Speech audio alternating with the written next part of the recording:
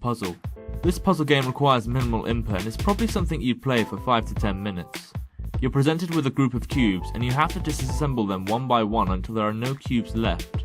There won't be many ways in which the game changes, except for presenting you with different cubes which have their own set of rules, such as cubes which lock onto other cubes. Overall, the game is simple, there is no plot, and despite being unique, won't be a game experience you'll have much to comment about.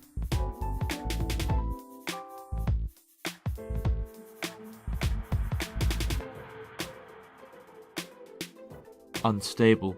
Unstable is another puzzle game which features a little more variety, but not much more compared to the previous game. You are an AI, known as the Spark Experiment, and you go through various puzzles which require you to activate switches, duplicate yourself, and gain security levels. Though the game has a retro feel, the music isn't that impressive, and will annoy you after a while. Even though there are also different robot models you can become once you unlock blueprints, the game will eventually stagnate before you'll bother obtaining one.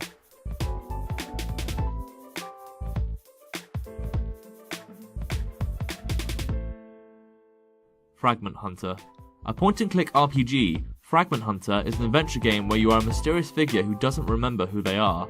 You travel to a nearby city, and from there a guard tasks you with killing a boar, before you can go on to fight goblin armies. Although the gameplay can be repetitive, and the visuals are only okay, the game will last for some time as you level up your character, and there are areas and events which can benefit you. However, I wouldn't recommend this game if you want an easier game to grind.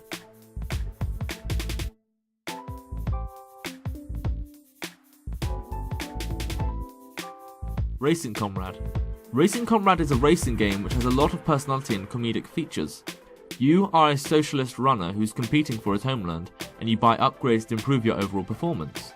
As you frequent racing, you'll unlock harder races, learn to kick other racers, and try to be careful as well as quick while racing. The narrative will often make fun of the socialist environment, and you'll find the game looks neat and well presented.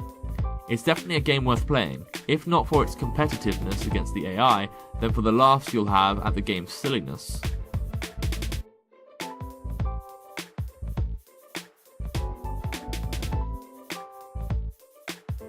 Paper Knight Quest. This RPG is more unique than most other RPGs because you'll be able to choose the warriors you want to take with you on various quests. You'll be able to access player versus player, achievements and daily awards. The music is great, and the paper presentation gives the game an adorable and humble feel. The only downsides to speak of this game is some actions will require energy, which means you may not be able to play the game as much as you'd like to. Aside from this, the game has its own currency similar to a Facebook game, and this means you may find yourself restricted from getting items you really want. In the end, the game is worth a try, and if you do get into it, you may be hooked for quite a while.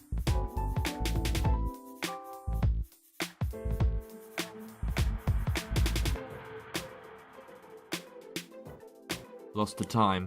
Lost to Time may only be in early access at the moment, but with 2 hours of gameplay currently available, the game has left a lasting impression. You have a main character who has the ability to manipulate time, and throughout the game you will be presented with challenges in which precision and carefulness is required. The game also features a leveling system similar to games such as Dark Souls and Bloodborne, and there is a mystic ambience about how the game has been properly presented. Lost to Time could be another game which could be one of the most well-made indie games of its time, and hence, Game of the Week is Lost to Time.